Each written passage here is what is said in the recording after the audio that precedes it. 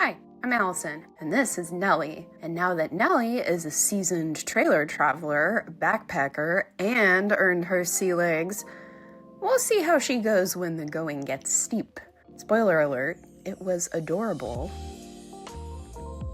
We start this old favorite hike of mine with a scenic cruise on Chestnut Drive. I used to live nearby in my tiny house for a couple years, and sometimes when I'd get cabin fever during the workday, I'd take my lunch to go and have a picnic and a drive to chill out for a bit. Once you're there, though, park all your tires all the way off the highway and be extra careful crossing. This stretch on a seasonable day is a popular spot for speed demons and sports cars. The first mile or so of this trail is kind of a burner with a few long, steep switchbacks that, frankly, aren't the most interesting, inspiring, or scenic or anything, but I always appreciate the exercise.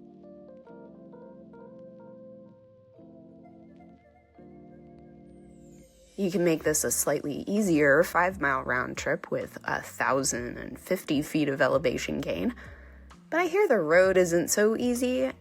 I've never been that way, though. Because I live life on hard mode, I guess, the dozens of times I've tread this trail, I started at the trailhead down on Chestnut Drive, connected to the Samish Bay Connector, and then finally on up to the Oyster Dome. There's some small respite from the work should you feel like taking a seat and having a snack. This bench that overlooks a good part of the bay is a great place to do so. This is Oyster Dome Light. There's still a lot of trail ahead, but if you were looking for a shorter, less sweaty day, you could turn around here and be happy. The trail doesn't necessarily get technically easier after this, but it's certainly more scenic, rising above the mossy boulder fields and snaking up through the second growth. There's plenty to see, including mushrooms in the late fall.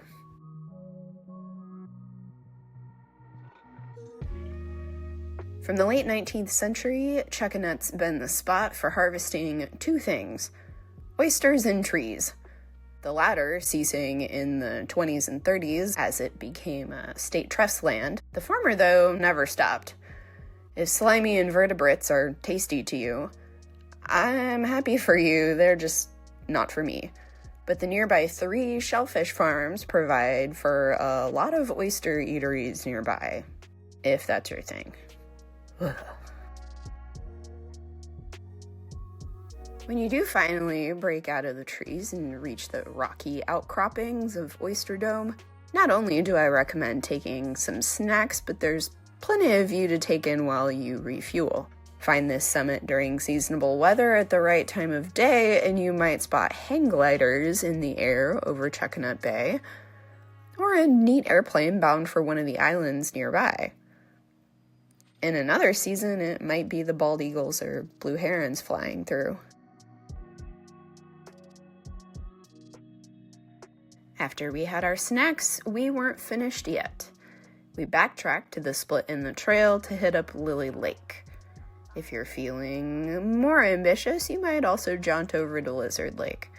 But we're trying to keep it under 10 miles for the time being until these stubby little legs are a little stronger. The Lily Lizard Corridor is a prime mushroom hunting spot, one of my local favorites when I lived here.